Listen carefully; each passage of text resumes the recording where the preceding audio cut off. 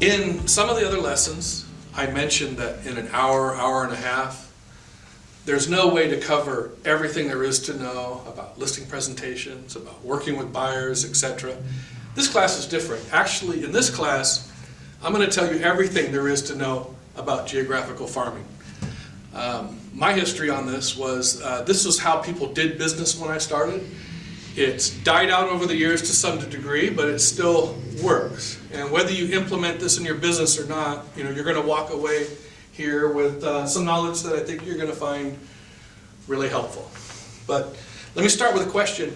Do you think that the tech companies that have sites that they want you to pay for their services, do they encourage people to geographically farm?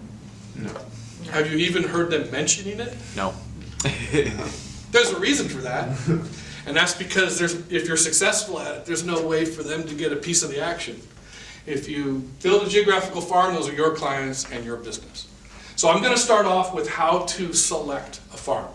And if you are going to do this, this is where you're going to want to give a lot of thought to it before you dive in, because selecting an area that, for one thing, doesn't have enough business over a period of time, you need to have a certain amount of transactions. Let's suppose you have 1,000 homes that you pick out an area, and in that area you want to go back 5 years, and then you want to total up the number of transactions over that period of time and then divide it by 5 so that you can figure out approximately how many transactions take place a year.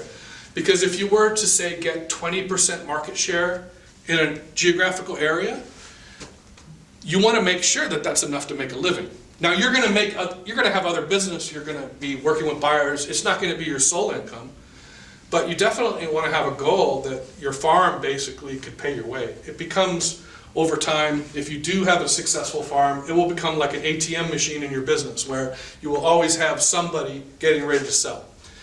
Another thing that I strongly encourage is that you don't pick high-end homes.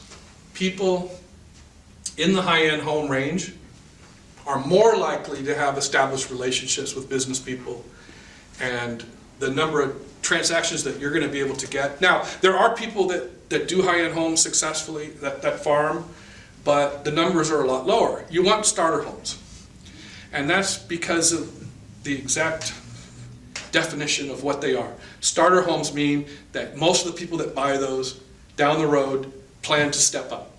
And so that's already their goal the day they move in.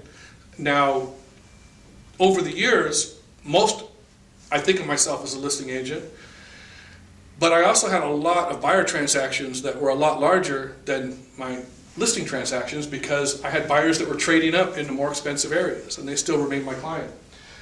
Now, another thing you want to do today is you also want to look, when you're studying the number of transactions, is you want to make sure that there isn't somebody out there farming. When I started in the business, there was somebody farming all the desirable areas. That's no longer true. But there are people that are still doing it. So why would you pick a farm where you have competition when there's so many areas where you have no competition? So basically you look at an area, and most likely today you're not going to see the same listing agent twice very often in a given area. And so pick an area that you don't have any competition just because today you have that advantage. Now, the size of the farm, you have to give a lot of thought to too, because one of the things you're going to want to do is you're going to want to send mailings, and you're going to buy items and novelties and things like that. So you have to do this within your budget. Now you can start out small and grow it and later on when you have a bigger budget, but you don't want to start out with a farm too big, because you don't want to have 4,000 pieces of mailing. Is going to cost a lot of money to print and to send out and to pay the postage, and so that might discourage you from doing the things that you need to do. So you want to try to do something that's within your budget. Another thing, this is one of the few times in your life where you get to pick your commute. So you're going to want to pick a farm that isn't too far from your residence, because you're going to have to make a lot of trips there. And let's suppose you're doing this for the next 10 years. It's going to help if it's a lot closer to where you live. So another part of this process, Once you have selected a geographical area, the first thing that you should do is study all the sales inside out.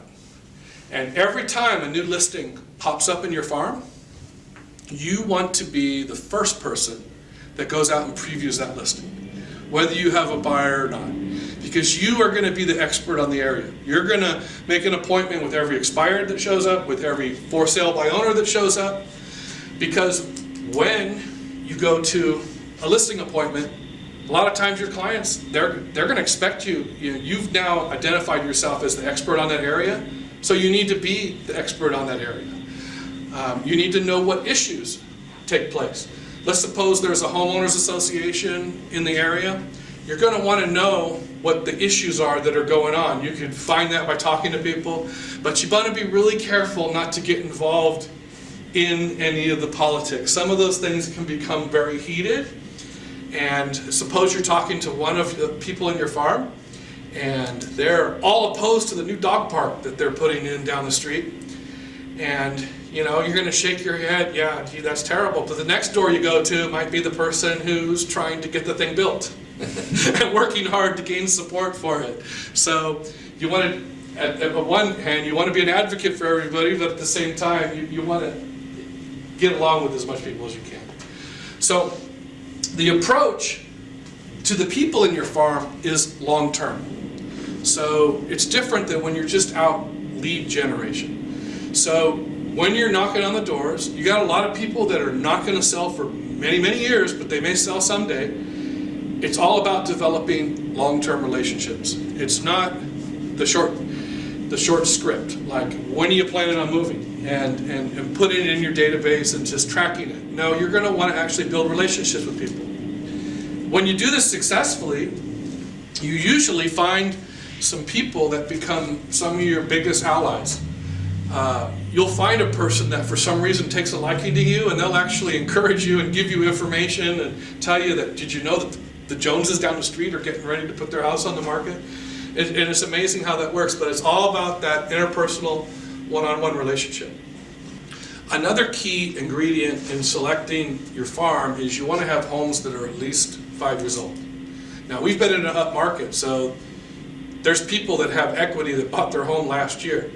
But that's not always going to be the case. You definitely do not want to start farming a brand new subdivision. Sometimes if you were the selling agent in there when the homes were new, maybe you maintain those relationships and that can become a future farm. But in general, you're going to want to make sure that the majority of the people in your farm have equity.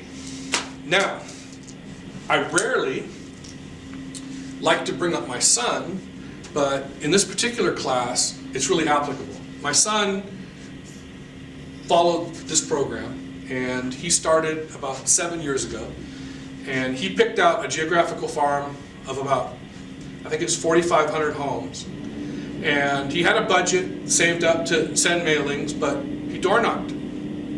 That was he didn't have a lot of money, so he built his business off door knocking the way they did years ago. Now he's in the shadow of all these big tech firms. It's a neighborhood in San Francisco.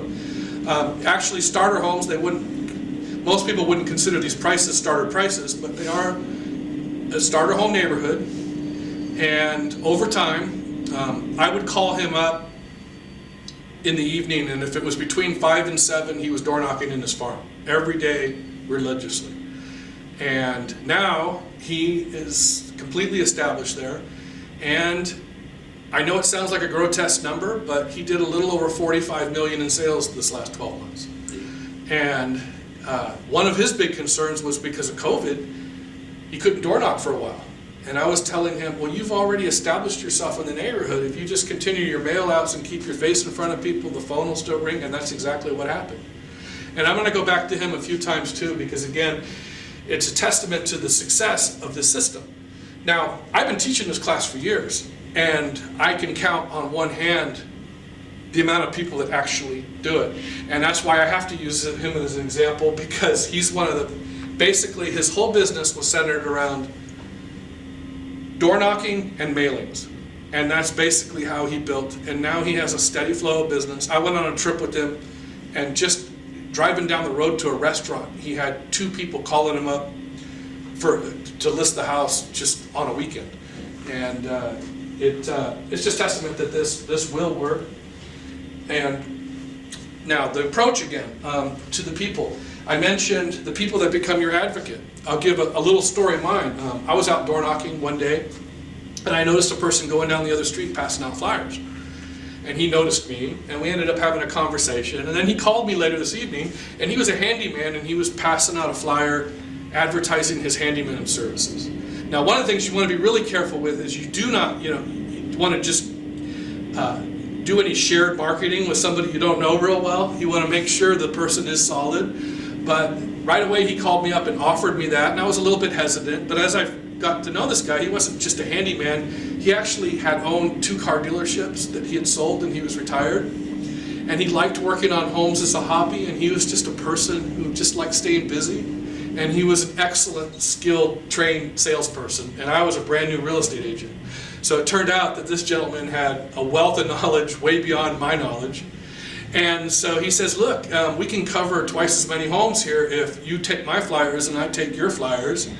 And once I trusted him, we did that. And at that point in time, he was a better closer than I was. And he would meet somebody that was ready to sell their house, and he would be doing a little bit of the repairs, and he would tell me ahead of time, look, this is how you want to close this person. They're this way and they're that way. And I would just walk in the door, and he would have it all set up for me. And that's actually, after working very, very hard in my first farm, how I started getting some of my first listings.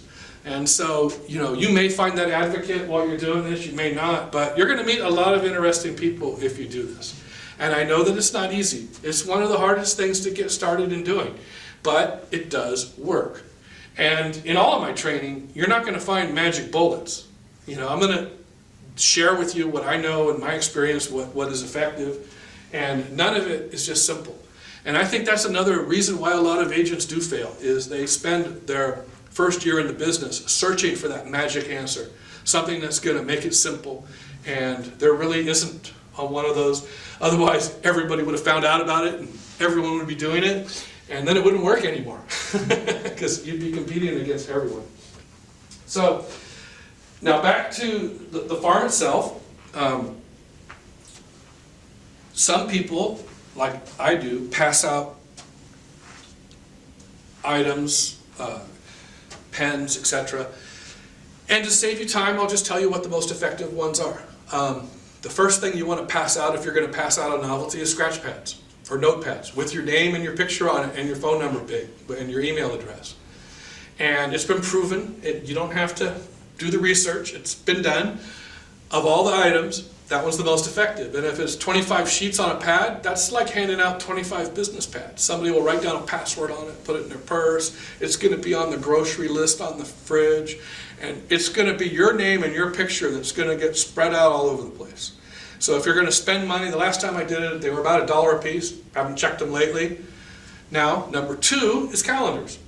Now, most people use their phone now for their calendar. But if you send one of these little stick-on calendars, people don't seem to throw those away. They'll stick them somewhere in their office, their dashboard of their truck or car.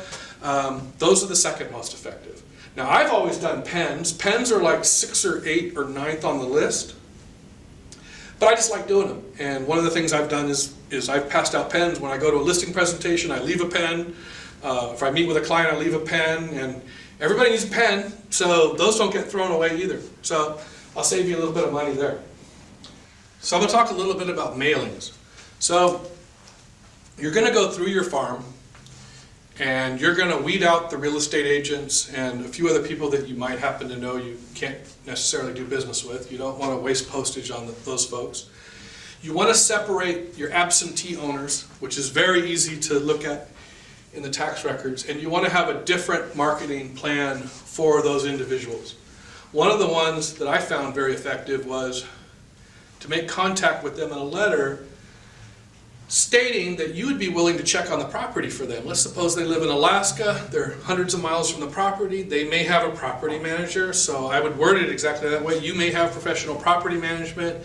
I just want to let you know that I'm the expert in the area, and if you ever need someone to just go by and check on the property for you, I would be happy to do that. A lot of people took me up on that, and it developed a relationship. And that's a big help to them because they don't have eyes on the property. And they may be hearing one thing from the property manager, and you may drive by there and you may see weeds that are knee-high, or better yet, nothing wrong with the property at all, and they're happy to hear that. Hey, I went by the property, it looks like things are being well kept and so forth. But the most important thing is just that you have to realize that an investor looks at it differently than a homeowner. So the mailings, now, some of the mailings will cross over. For example, advertising your own successes. Those can all go out to those investor clients. Every time you list and sell a home, and there's a mailing generated for that purpose. I mentioned in lesson 1 that your own successes are the most effective by far. I had 2 geographical farms in my career. The first one, I door knocked like crazy. It was tough before I got my first business. The second time was after being in the business 5 years, I selected an area and was able to take it over strictly with mailings. Started out with a couple of listings and they sold for a higher sales price than had sold there historically.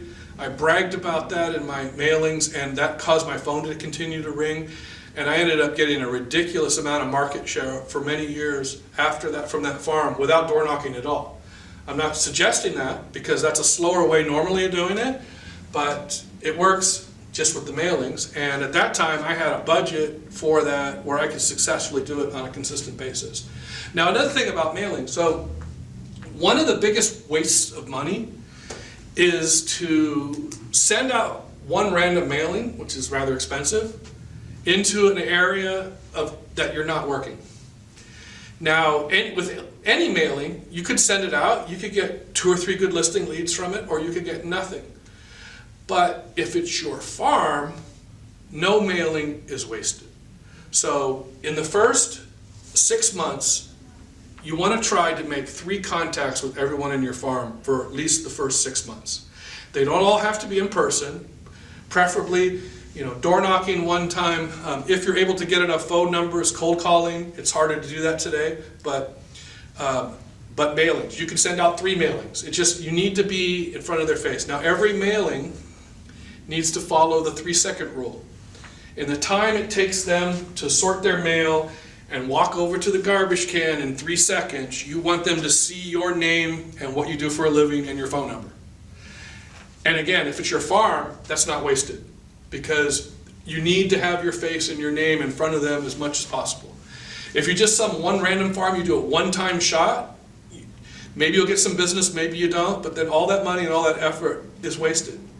Now, targeted mailings are a little bit different. Like I've sent mailings that I had buyers for apartment buildings, and I specifically sent a one-time mailing because I was looking for sellers for a particular client, and that's a little bit different. That was a targeted, it works. So like for the mailing, for like the content of the mailing, should they all contain, like, is it okay if you send the same thing every couple months or change it up, or what's better or worse for content-wise for the mailings? Well, I would definitely change it up and try to keep it interesting, but my experience with this, and from what other people did, is that you want to keep it simple and you want to keep it real estate related. I know there's people that send pumpkin pie recipes and spice latte recipes, and they think that people are interested in that. It keeps your name in front of them, but I want people to think of me as their real estate person, and so I'm not a big fan of deviating for that just for the sake of doing something different. First of all, if you're advertising a success, it's going to be a different house every time. It's the consistency of people seeing that you're successful. And again, when you don't have any of your own successes, you have to use your company's success or someone else that allows you to advertise a certain home sold in your farm. But once you have your own successes, that's what your mailing should focus on. I just sold this house. And I'll give an example. The second farm that I had, timing had a lot to do with my fast and early success with doing it just by mailings and flyers. No house in that neighborhood at the time had ever sold for above $400,000, and I was the first. And it sold above the asking, which is really common today, especially in tight markets, but it wasn't common then. So that got a lot of people's attention. So I advertised, I listed a home for $389, the house sold for $415. That got a lot of attention. And I had a lot of people calling me, just asking me questions about the house. So I started developing relationships in this neighborhood. The neighborhood actually had an established neighborhood office that had been there since the 1950s when the subdivision was built. And about a year and a half after I started farming, they closed down. And it was because they really depended on just the immediate area around their office. And they were at an age they probably would have retired anyway, but them retiring helped out too. So I didn't have a lot of direct competition in there. Nobody else was sending consistent mailings. And every one of those mailings was bragging about something that I had done. I'd listed, I'd sold, etc., etc. At the end of the year, I did a flyer with a picture of all the homes that I had sold. And then now there's people that are going to list their home because they have a personal relationship with someone. They're going to be going through a relocation company that's going to recommend somebody. You know, you're not going to get all of the business, but what you want to be, if you're farming, is that go-to person where when they're considering, it's like, look, this guy sells the most houses in the neighborhood, let's call him. So that's who you want to be. Once you have, every little kid in that neighborhood knows your name, because your name writers are hanging all over, then you're reaching the level of success. Another thing that I did in my early farm was I had Frisbees made. And it had my name, my logo on it, etc. And about 10 years later, I had bought a house that was a fixer-upper in the neighborhood, and the Frisbee was still sitting there. And it reminded me. And when I first did it, what we did is we advertised a Frisbee contest in the park, and you get a free Frisbee. So I didn't even have to pass them all out from house to house. Just a bunch of little kids and their parents showed up, and these Frisbees were being thrown everywhere. And they're throwing my name all over the neighborhood. So these are in roofs and backyards and the gutter. Everywhere you go in the neighborhood, you're going to see my name. So that's the whole idea. It's just simple marketing. But the key is consistency and discipline. Again, going back to my son. Why was he successful, and why is he so successful now? One, he did excellent service for the clients who did sign up with him, because your reputation is paramount. You cannot afford to have bad reviews from your farm. So it's a little bit different than other business. Again, it's all long-term relationship driven. So I mentioned, I believe in the first lesson, or it might have been the listing presentation class, I asked the question, would you take an overpriced listing? And I said, if it's my geographical farm, never. You're going to walk away from the people that are going to be extremely difficult on price, because you don't want to have a failure in your farm. And you're going to be getting to business now, hopefully, is going to be all in a condensed area, so they're going to know about this house. You have an overpriced listing that's been on the market for 90 or 100 days or longer, and it's going to make it harder for you to get that other neighbor to price their house correctly by simply saying, well, you listed that house for this much, why not ours? You know, and you could easily say, well, that house hasn't sold yet, but you don't want that negativity, or you don't want that bad situation in your farm, period. You want nothing but successes as possible. Now, that isn't always possible. Markets slow down, but you're going to work hard to get those price reductions if you are in a declining market, and that's a whole other skill level that you need to have to make that happen. So, any other questions? Do you advertise your successes, like say you had a listing sold that wasn't in your farm, do you advertise that to your farm, or would you just want to advertise their successes in the area of the farm? In my farm, I probably would not. Okay. I definitely would not. In fact, it's kind of interesting. In the pages that you don't pay for but they advertise your listings, like I don't like to advertise the names of the company, but you know which ones I'm talking about. They automatically plug that in. I know the few people at Geographical Farm, like my son, they don't even like their other sales being put on those pages because they don't want to confuse the public. They just simply want to be thought of as the person, farming that area. So, do you have any other questions? Or? Me? No, I don't think I have anything. Have any of you done any geographical farming yet or begun? I've begun, but I started thinking about it, and I picked a spot that was way too far away from where I lived. It was out in Nampa, I think.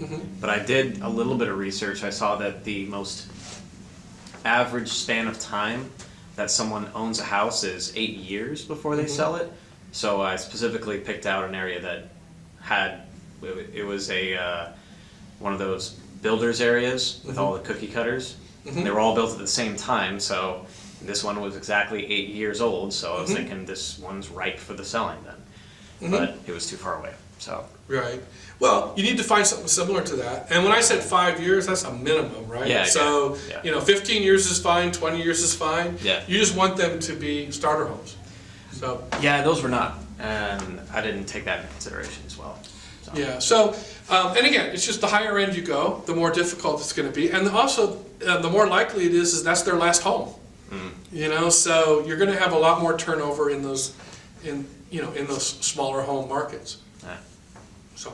Yeah, because like I've gone door knocking in my subdivision, or like my parents' subdivision, but it's a nicer neighborhood, so I like door knocked, sent a couple flyers. I haven't heard anything yet, but it's only on like 2 or 3 months, so. So the other thing about farming that's really important, and I mentioned this in lesson 1, is the word comes from exactly what it means. So it's derived from you're planting seeds with the people in that community, and it takes time to nurture them and have that grow into business. And as I had mentioned, that was like the average realtor. That's how most of them were trained when I started. There was the biggest real estate trainer at the time was Tom Hopkins. Now, one of the things that he did early in his career that made him kind of famous is he passed out a pumpkin to everyone on Halloween. In the neighborhood that I grew up in, there literally was an agent who delivered pumpkins every year like clockwork. So we just knew you didn't have to bother to buy a pumpkin because he was going to deliver it. Then as kids, a lot of them would get stolen off people's porches, and you would find smashed pumpkins every year all around the neighborhood. I'm not really proud of that, but it worked. Again, this particular person in the neighborhood I grew up to, so let alone even prior to my real estate career, I was exposed to this. And then most people who lived in that era probably remember a realtor who worked their neighborhood. They could name who that person was. But then again, that changed over time. And one of the things about farming, and albeit my son gets plenty, over $1 million a year now in commissions is plenty of income for most people, that's still not the norm. So what was the key there? The key there was discipline. Now, when I said in the beginning that I'm going to tell you everything you need to know about this subject, that is the key, and that is the hard part. And it's one of those things where if you're dedicated to it, and it's very, very difficult to maintain. Most people will go out, they'll door knock a couple times and quit. And that's really common among most of the realtors that I've trained. I'm only stating that if you don't quit, you could reach that level. And it's not easy because farming takes a while for those seeds to grow. What are you going to do about income in the short term? So most people have to do other things at the same time. Now, when I talked about building your army, your farm might be just an addition to that. So you work your sphere of influence clients. You do all of the other things that generate business. You work with buyers. You do open houses. Then, in the same time, you invest in a farm, which eventually may become the majority of your business. If you do it right, it will become the majority of your business. And once you reach that level, which could take a year, it could take 2 years, probably more like 3 or 4, then that becomes probably the only activity that you still need. Okay. So do you find that like sending like postcards via EDDM or like making handwritten envelopes with like letters in them, better, worse, about the same in the overall, does it matter? Over time, when you've developed relationships, now you have a CRM platform where you should be taking notes. Every time you went out, you made contacts, you're door knocking, you take notes on people. And then you can customize things that you might want to send to individuals. One of the things that my son has done is after he's gone through his farm several times and made these contacts and took notes, you separated all of the leads, the people that are going to sell in 6 months, a year, etc. And he targeted classier, more personalized stuff to those individuals to kind of enhance that relationship. You want to make sure that the area, you want to calculate the formula to make sure there's enough turnover, right? I covered that. I talked about, the price range of the home needs to be like in the starter price range. Something close geographically, so you're not driving 2 hours every time you need to get there. So So would you say you pick one subdivision or multiple subdivisions, or are you kind of looking at just a zip code? They could be multiple, but preferably they would all be together because the people talk to each other, you know, etc. So this is going to kind of piggyback again on things that I taught in lesson 1. And your farm basically becomes an extension of your sphere of influence.